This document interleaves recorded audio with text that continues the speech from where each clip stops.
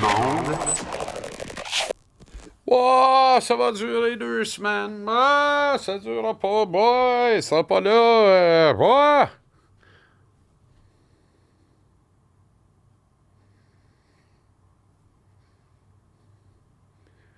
1, 2, 3, 4, 5, 6, 7, 8, 9, 10 fois 9. 90. Épisode 90. Wouh! De la saison 1. Jean-Charles en liberté. On travaille fort d'un coin. Comme lui. Il est construit pour ça. F-150 Lightning. Lui, puis moi, on travaille fort d'un coin. Disponible chez l'un ou l'autre des 84 concessionnaires Ford du Québec. Bien heureux d'être là. Comme promis, 25, 26, 27 juin, mercredi, jeudi, vendredi. On sera là également 2, 3, 4 juillet, mercredi, jeudi, vendredi. À compter du lundi 7 juillet, en lieu et place de Jean-Charles en liberté, culture physique. Chaque semaine, un invité se décline en 5 épisodes de la semaine. Toutes et tous des gens que vous aimez et appréciez et qui vont venir jaser à bâton rompu comme ça, une conversation franche, sans retenue, que j'aurai avec chacun d'eux, chacune d'elles, devant le public depuis la montagne. On commence les tournages lundi et le 7 juillet, c'est mis en ligne. Jean-Charles en liberté reviendra dans sa forme originale en septembre. Les dates vous seront évidemment communiquées. Bien des sujets de hockey à parler avec vous autres, notamment Evander Kane qui change d'adresse. Ça me laisse perplexe. Carey Price qui ne va pas au temple des immortels. J'y reviens, mais d'abord un petit bout culturel, si vous permettez, parce que disons que ma fête nationale d'hier a été secouée, assombrie, ébranlée fortement par la nouvelle du décès subi de Serge Fiori, qui prend la route du ciel le jour de la fête nationale. Ça ne s'invente même pas. Et avant de connaître plus de détails, ma première réaction, ça a été, il a signé le dernier acte de sa vie sur Terre, avec une théâtralité qui lui est propre. Je croyais, moi, qu'il était victime d'une maladie subite mais fulgurante. On entend tellement d'histoires de cancer fulgurant. Il l'a su il y a 3 semaines, il est mort. Je croyais qu'il avait choisi l'aide médicale à mourir et qu'il avait choisi le 24 juin pour ça.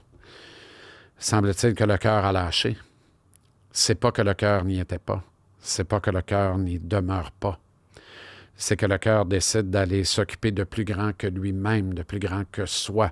S'il existe quelque chose en haut, bien, ce quelque chose vient de s'assujettir d'une acquisition qui est bien plus forte de façon métaphorique là, que si le Canadien devait acquérir Sidney Crosby, ce qui serait sensationnel.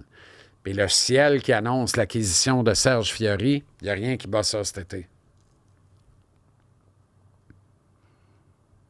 Éternel, Serge Fiori, fils d'immigrants italiens, qui a embrassé, mais vraiment embrassé, le Québec, incarne la valeur d'une création. Parce que la valeur n'attend pas la quantité. On est dans la qualité. 3 albums seulement avec Harmonium. Le dernier paru il y a plus de 45 ans et tout le monde connaît la chanson. Tout le monde connaît les chansons qui traversent les temps. J'ai réécouté en boucle Leptade, qui est le dernier opus, un album double d'Harmonium, et qui, à mon sens, est l'album le plus abouti, bien qu'il n'y a pas de mauvais album quand on a trois. L'album éponyme était sensationnel, un album de présentation qui a fait « Wow, Chris, qu'est-ce que c'est ça? Ça sort de où? » Et si on avait besoin d'une 5e saison, mais pour moi, l'Heptade, tu sais, il y a quelque chose là de... Quand Rolling Stone te loge dans le top 50 des albums progressifs de l'histoire, excuse-moi, là. Tu sais, puis ça, c'est... À la limite, c'est mercantile. Dans le plus profond que ça, là. Hier, cet album-là est rentré dans moi comme jamais auparavant, puis Dieu sait qu'il était rentré solide à des moments précis de ma modeste vie à moi. Serge Fiori s'en va, c'est une perte inestimable. Ce grand anxieux, torturé, perfectionniste, créateur de génie, il va manquer à l'espace public autant que de son vivant. Et je pèse bien mes mots en le disant comme ça parce qu'il prenait un soin jaloux de ses sorties publiques. C'est dégêné un peu dans la dernière dizaine, mais encore, on en aurait pris plus. Et encore, ce n'était pas assez, mais on a tous, puis c'est même pas de l'excès de pudeur, on a tous respecté son droit à ce silence, son droit à ses absences. J'envie des membres de la communauté artistique québécoise devenus des amis proches, je pense à Louis-Jean Cormier notamment, et qui ont eu, eux, un accès illimité à Serge Fiori. La richesse et la profondeur du propos, il faut entendre ce gars-là parler de la nécessité du français, de la nécessité du pays, du Québec pour se convaincre. C'est les blocs qui sont arrivés avec le gros sabot en disant « L'Heptade, 1 million, garanti, tu me fais ça en anglais. » C'est un milliard dans son groupe, Harmonium, parce que Serge a dit non. Est-ce qu'il n'y a pas meilleure preuve de qui était Serge Fiori fondamentalement? N'importe qui sauf un carriériste notoire.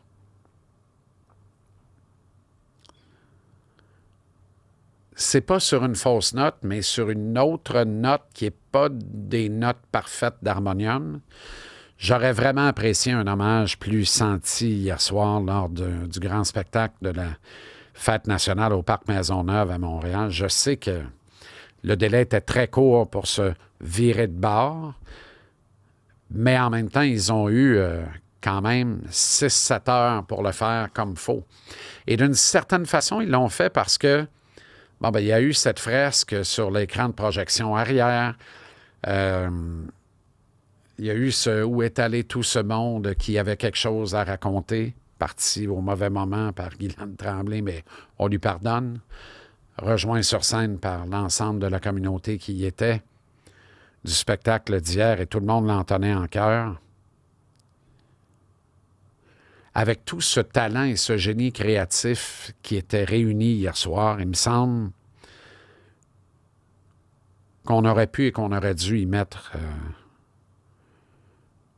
un peu plus de temps. Ce qui fut fait fut bien fait, j'en conviens, mais personnellement, j'en aurais pris un petit peu plus. J'aurais pas demandé à ces par ailleurs extraordinaires musiciens de jouer l'impossible Heptade.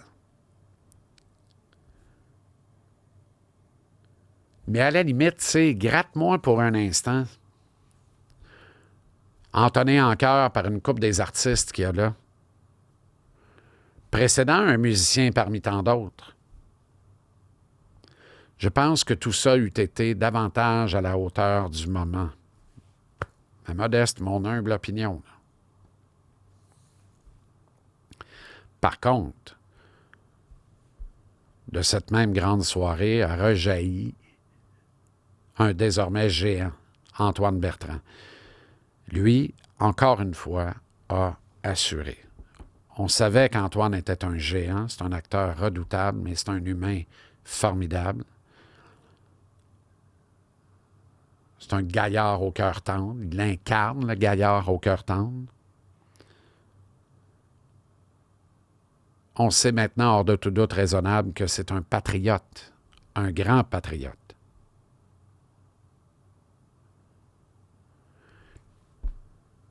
Qui salue haut, bien haut, le fleur de lys sur nos bastions. À la mémoire de ses héros, il a réinventé le genre, marqué le pas du discours patriotique à l'occasion du grand rassemblement de la fête nationale à Maisonneuve.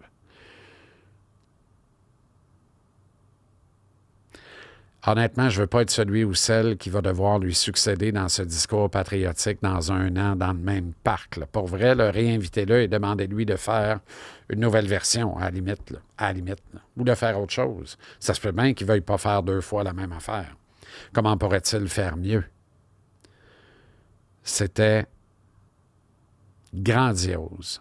Comme l'a d'ailleurs exclamé mon ami Ali Baba Baillargeon sur Twitter X plus tôt ce matin. C'était grandiose. C'était puissant, c'était senti, c'était vibrant et c'était surtout inspirant. Ça donne le goût, pour vrai, là, je pense en tout cas que ça donne le goût au dernier des peureux de trouver le courage de ses convictions profondes. Dans le moins bon hier soir, et là, ça, c'est vraiment une fausse note, là. J'ai énormément de respect pour Mathieu Langevin, mieux connu sous le diminutif de Matt Lang. Énormément de respect parce que quiconque va au bout de lui-même comme il le fait, rejoint un large public comme il le fait, mérite respect. Moi, la culture pop, là, j'ai du respect pour ça. Tu sais, puis elle est remplie de plaisir coupable à mes yeux, à mes oreilles, à mon cœur. Pour vrai, là. Immense respect à Matt Lang. C'est une bête de scène qui dégage une énergie qui est contagieuse. Et il donne un spectacle extraordinaire sur scène. Il est excessivement généreux. Est-ce qu'il est victime de ses qualités dans sa prestation d'hier soir? L'histoire ne le dit pas. À mon sens, il a cavalièrement erré dans son interprétation du vieux dans le bas du fleuve, du regretté Gaston Mandeville et de François Camiran. C'est plate à dire, là, je vais le dire crûment, mais clairement, hier, Matt Lang ne savait pas ce qu'il chantait. Et ça me bug un peu dans un show comme ça, relayé par tous les grands diffuseurs du Québec, à heure de grande écoute, devant des centaines de milliers de spectateurs réunis au Parc Maisonneuve à Montréal. Et dans le Québec d'aujourd'hui, dans le Québec dans lequel on vit, le Québec qui se bat farouchement pour rester debout, pour protéger le dernier de ses lopins de terre, sa gambade incessante d'est en ouest sur la scène, ce sourire qui semblait littéralement être fixé, figé dans le spray net ou dans je ne sais pas quoi dans son visage. On aurait dit qu'il chantait « Ça fait rire les oiseaux » de la compagnie créole aux noces de son meilleur chum. Puis j'exagère à peine. On était très, très loin du senti nécessaire, du ressenti nécessaire, de l'hymne qui est le vieux dans le bas du fleuve de Mandeville, une ode littérale à la dépossession rurale de notre beau, de notre grand Québec. Je répète que j'ai beaucoup de respect pour Matt Lang. Il connaît un succès colossal et je suis heureux pour lui. Je suis content pour lui. Vraiment. Et je lui souhaite une carrière à hauteur de tous ses rêves, de toutes ses attentes. Hier soir, mon humble opinion, il ne s'est pas minimalement préparé à incarner, à livrer un texte qui est un texte coup de poing. Pour ces raisons, c'est ma note discordante de la soirée. Je pense que Matt Lang a levé la tête hier soir. Cela étant dit, vous êtes là encore, merci, en train de vous dire, vas-tu parler de sport? C'est un podcast de sport. Oui, mais si tu connais la bébite, tu sais d'où la bébite vient. Et des fois, je vais m'en permettre un peu, là. Pareil. Ça sert à ça, un podcast, là. Je viens de le faire. Ah, OK. Col Détroit, donne-le de la bullshit. Moi, je m'en vais en Floride. C'est là qu'est le moton. C'est l'évidence. Voilà pour le sport. Merci, bonsoir. C'est une blague. C'est une blague. Avant de vous parler de Carey Price et du temple de la renommée, Evander Kane change d'adresse. Les Oilers font de la place. Est-ce un signe d'espoir du prochain contrat de Connor McDavid? L'histoire ne le dit pas. En même temps, oui, mais en même temps, non, parce qu'ils auraient pu garder Kane parce que McDavid ne gagnera pas plus d'argent au cours de la prochaine saison. Son entente vient à échéance dans 1 an plus quelques jours maintenant. Dans 53 semaines, pour être très, très, très précis. Mais ce qui me bug là-dedans, sincèrement, on cherche du 16 à Montréal, on cherche un allié de puissance qui peut jouer sur le top 6, brasser de la bullshit. Alors, regardez-moi sans rire et dites-moi qu'Evander Kane n'aurait pas été un fit formidable pour Nick Suzuki et Cole Caulfield, ou encore pour Ivan Demidov et le centre de deuxième trio qui va s'amener à Montréal. Regardez ce que les Canucks de Vancouver ont payé, choix de 4e ronde, pour les services d'Evander Kane. Regardez-moi sans rire, dites-moi que le Canadien ne pouvait pas même offrir mieux aux Oilers sans peur de se faire mal. Fait de la peine, celui-là, parce que Kane, tu sais, il y a du gun, il y a du nerf, et il va. Il va. Un bon sens du jeu, bon IQ, bon coup de patin, bon tir. C'est pas. Pas de scandale. Il n'y a pas de scandale. Là, je le vois partir à Vancouver. Aïe, aïe. On levait la tête, là. On vient de lever la tête, là. Come on! J'ai hâte de voir la suite. Ça veut dire qu'on prépare de quoi? Nous autres, on prépare de quoi? Je le maintiens, le Canadien a tout ce qu'il faut pour voler le show. Et s'il ne le fait pas, amère déception. Le Canadien se doit de voler le show. Puis si ça finit qu'il y a une transaction, puis que Crosby s'amène à Montréal, puis que pour ces raisons-là, Marchand décide de s'en venir jouer ici, bien, on a volé le show, on a tout cassé, puis on ne s'ennuiera pas d'Evander Kane. D'ailleurs, on ne s'ennuiera pas d'Evander Kane. À moins qu'on n'ait rien à la place. Il faut qu'on ait des options. Il faut vraiment qu'on ait des options. Pas de scandale. Mais ça fait une couple de transactions de même que je vois là, depuis quelques jours. Je me disais, ça aurait pu être nous autres. Ça aurait pu être nous autres. Ouh, ça aurait pu être nous autres.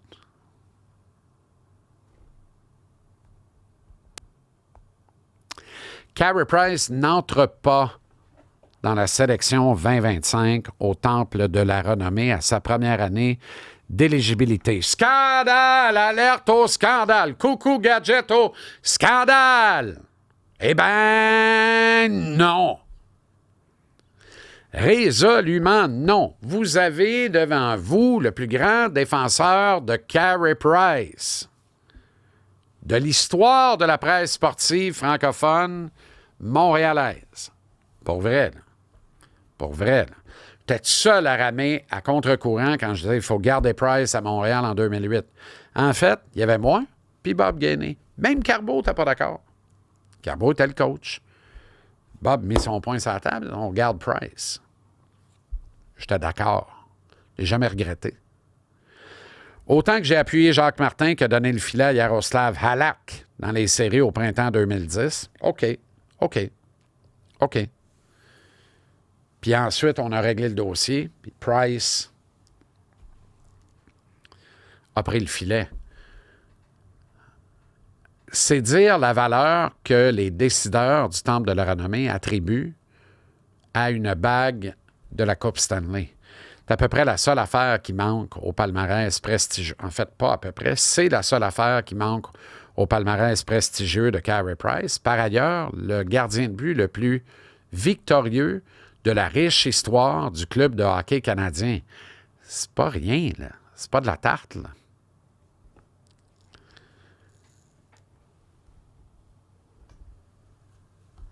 Il n'y a pas de scandale, pourtant. Il n'y en a pas. Il n'y en a pas, notamment parce que dès l'an prochain, il peut rentrer. Et probablement que ça va être le cas. Si dans 5 ans, Price n'est toujours pas au temple, sortir des pancartes avec vous autres. Je sais pas, je vais faire une grève de la faim bien longue sur le bord des statues, mais sortir des pancartes avec vous autres. Aucun doute, va le faire. Là, on pourra crier scandale. Carey Price va-t-il aller au temple de la renommée un jour? Ben oui, que oui. Est-ce qu'il y aurait eu un scandale qui rentre cette année? Ben non. Est-ce qu'on aurait applaudi? Ben oui. Mais est-ce qu'on doit déchirer notre chemise parce qu'il n'est pas là? Ben non. Est-ce qu'on doit être plus content l'an prochain et dire enfin? Ben non. On doit être content, c'est tout. Fier, heureux. Un autre, distingué porte-couleur du bleu, du blanc, du rouge, qui entrera au temple de la renommée. Ce n'est que partie remise. Aucun doute. Aucun doute. Pas de panique, de grâce. Pas de panique, ça ne sert à rien. Honnêtement, si on veut collectivement être déçu, là, je ne suis pas là pour vous dire quoi penser, quoi dire, là, on devrait être davantage déçu pour un gars comme Vincent D'Anfos. Vincent qui attend en vain et ne reçoit toujours pas l'appel du temple. Pierre Turgeon l'a reçu, je pense qu'on a corrigé une grave erreur. On l'a fait attendre, c'est un moyen temps. Là, c'est réglé. Et c'est une excellente nouvelle. C'est une bonne chose de fait. Je pense que la nomination d'Alexander Mogilny cette année régularise une situation qui était devenue un peu gênante. Pour vrai, là, les décideurs avaient l'air une maudite gang de caves, je vais le dire comme je le pense. Là. Tu peux pas. Comment tu peux ignorer Alexander Mogilny au temple de la renommée du hockey? Arrête, là. Mais puis, tu sais, cave, c'est peut-être un peu grossier, là. Mais c'était weird. Ça me laissait perplexe. Ça en laissait perplexe un maudit paquet, et avec raison. Mogilny avait affaire au temple. L'erreur était, elle n'est plus, elle a été corrigée. Grand bien nous fasse. Bonne nouvelle. Il faut corriger l'erreur d'Anfos. Moi, là, si tu veux mon avis, là, D'Anfos l'an prochain, Price dans 2 ans, puis on est fou comme de l'herbe. Moi, je suis fou comme de l'herbe. Il faut que Vincent entre au temple. Fin de l'histoire. C'est tout.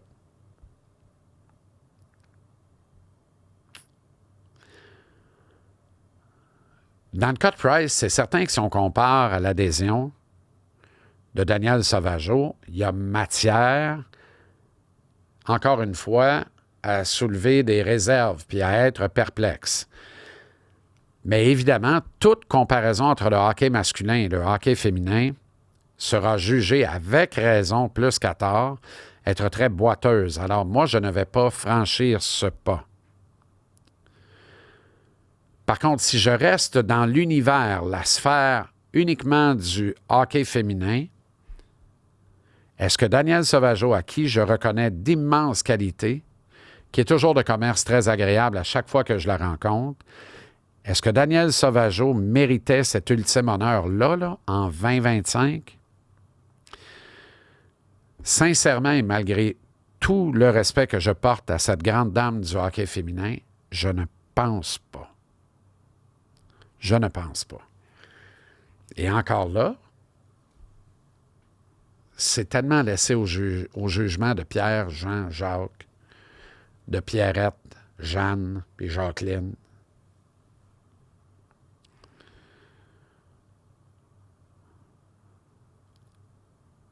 La victoire de Montréal vient de mordre la poussière une 2e année de suite en série éliminatoire de la Ligue professionnelle de hockey féminin. Un seul titre en 2 ans, puis en matin, je suis content. Puis j'ai rien à redire contre la nomination de Daniel Sauvageau, qui est le cœur et l'âme de cette équipe-là, qui est aux premières loges, qui est là depuis le jour 1, qui est là pour faire prospérer cette franchise-là, qui l'amène à un autre niveau, mais qui est aussi là pour sa science hockey. Un seul titre en 2 ans. Comme pour Carey, une seule bague de la Coupe Stanley, puis je suis pas loin de crier au scandale qui entre pas sa première année d'éligibilité. Pour ces raisons-là, il n'y a pas de scandale encore une fois. Je ne vais pas cracher dans la soupe. Une des nôtres, une grande dame du hockey de chez nous, entre au temple de la renommée. On ne va pas crier au vol et à l'injustice. Comptez pas sur moi pour faire ça. Mais est-ce que cet ultime honneur, parce que c'en est un, devait être dévolu à Daniel Sauvageau là, tout de suite, en 2025? On peut se poser la question. Et le fait d'accepter de se poser la question nous donne une partie d'éléments de discussion à défaut d'avoir une réponse claire. J'espère avoir ménagé les susceptibilités de tout le monde et surtout de mon ami Daniel, que j'aime beaucoup et que je respecte énormément autant que son œuvre. Sur un autre thème, que va faire la Ville de Montréal et est-ce que la mairesse Plante va s'efforcer de régler ça avant de quitter vers d'autres fonctions et on les lui souhaite plus agréables en novembre prochain? Qu'est-ce que la Ville de Montréal va faire pour honorer 2 très grands talents d'ici qui sont nés, qui ont grandi ici et qui nous ont fait un honneur époustouflant dans l'étape ultime de la NBA. Luguentz-Dort et Ben Mathurin étaient absolument magnifiques à regarder aller au fil des 7 matchs de cette finale épique impliquant 2 micro-marchés de la NBA. Hey, Oklahoma City, Indiana. Ça veut dire de quoi? On a vu plus disco que ça. Là. On est loin de LA Lakers, Boston Celtics. Là. Très, très loin de ça. Là. Avec Jack Nicholson, courtside, qui jump dans les temps d'arrêt, dans le caucus des Lakers, donner de la bullshit à tout le monde. Là. On était très, très loin de ça. Mais sur le court, ça n'en était pas moins exceptionnel. Un match numéro 7, formidable à regarder. Destin tragique de la superstar d'Indiana, qui coûte probablement le championnat d'ailleurs. Mais restons dans ce qui est beau, ce qui est grand, ce qui est extraordinaire, puis ce qui est nous autres. Le Québec d'aujourd'hui, c'est aussi et surtout Luguentz-Dort, Bénédicte Mathurin. Je répète la même marotte et je vais continuer de le répéter. Je ne serais pas surpris que dans 10 ans, nous comptions plus de Québécois dans la NBA que dans la Ligue nationale de hockey. Notre hockey, notre sport national, est atteint d'une maladie qui me semble incurable parce qu'on n'a pas de remède, parce que ceux qui détiennent la clé des brevets, des remèdes pour nous soigner, refusent de l'utiliser parce que ça correspondrait à se faire harakiri. Demande aux sénateurs à Ottawa, pas le club de hockey, là, les sénateurs à Ottawa, au Parlement, demande-leur de s'auto-subroger parce que pour abolir le Sénat, ça prend un vote des sénateurs. Autrement dit, il faut qu'ils se regardent tous en disant notre petit job, notre belle grosse job en salaire, qui est une belle petite job dans les faits, on arrête ça demain matin, puis la popote continue de rouler comme si de rien n'était ou à peu près. Là. On met fin à ça pour sauver tant de dizaines, de centaines de millions dans l'économie canadienne. Mais pourquoi on ferait ça? Qui veut se passer de 170 000 par année? Exempt d'impôts. J'exagère à peine, je connais plus le chiffre, je ne veux pas le savoir. Les temples vont me battre au vent, vont venir fou, faire de l'apoplexie. On ne veut pas ça. Alors, pour abolir le Sénat, ça prend un vote du Sénat. Est-ce qu'on peut abolir Hockey Québec? De l'intérieur, probablement. De l'extérieur, difficilement. Le gouvernement, c'est pas qu'il n'a pas essayé, c'est pas qu'il n'y pense pas, c'est pas qu'il n'y a pas des réflexions en ce sens-là. Il y a des voies impénétrables là-dedans. C'est compliqué en joie le vert. Bref. Notre hockey est malade, il ne se relève pas. Pendant ce temps-là, notre basket continue de progresser à partir d'une paire de running, puis un rink, même pas de filet, dans un parc. On tire de la balle, on tire de la balle, on tire de la balle. On vient que ça à faire, on tire de la balle. Puis maintenant, on est repéré par un gars qui dit, viens donc au cégep à Thetford, on tire de la balle. On est repéré par une université américaine. Viens donc à... On tire de la balle, puis on est repéré par la NBA. Viens donc à... Puis c'est ça, Lugansdort, Bénédicte Ben Mathurin, grande finale de la NBA. Si quelqu'un n'est pas hyper fier de ça, moi, je comprends plus rien, là. Ces gars-là sont tellement inspirants pour la jeune génération qui pousse au Québec. Montréal se doit, sans attendre, de se montrer à la hauteur de ces deux géants bien de chez nous. Demain et puis vendredi, on est là. Vendredi étant la première ronde du repêchage. Fait qu'on est là en épisode régulier vers midi. Demain et vendredi, Jean-Charles en liberté. Manque pas ça, 2 épisodes spéciaux, édition repêchage 2025 de la LNH. Que fera le Canadien avec les choix 16-17? Que fera le Canadien tout court? Parce que sur ce parquet, et lors de ces mini-assises à Los Angeles, California, whoopee Big Mama, merci, Walk Denis, le Canadien peut encore et va encore, je le prétends, donner le show, voler le show. Manque pas ça, ça commence ici à Jean-Charles en liberté, demain et vendredi vers midi. Jusqu'au 30 juin, profite de l'offre de location. $0. Zoro comme dans Wallet aurait dit run, run, run, run, run, run, run, run, run. $0 d'acompte. Aucun acompte. Mustang Mach-E Select 100% électrique, 100% adrénaline. Une bête féroce qui rugit sans faire de bruit. Ça décolle sur un moyen temps. 5 plus Wayne, $599 par mois, 60 mois, valeur de 53 561 $, incluant l'incitatif provincial de 4 000 $. Visitez votre détaillant Ford du Québec ou cliquez sur le lien ici présent, là. Ford.ca/JC en liberté. Ford.ca/JC en liberté. Merci du fond du cœur à la belle gang de Trévis. Merci à Location Turbo. Merci à Flore Déco.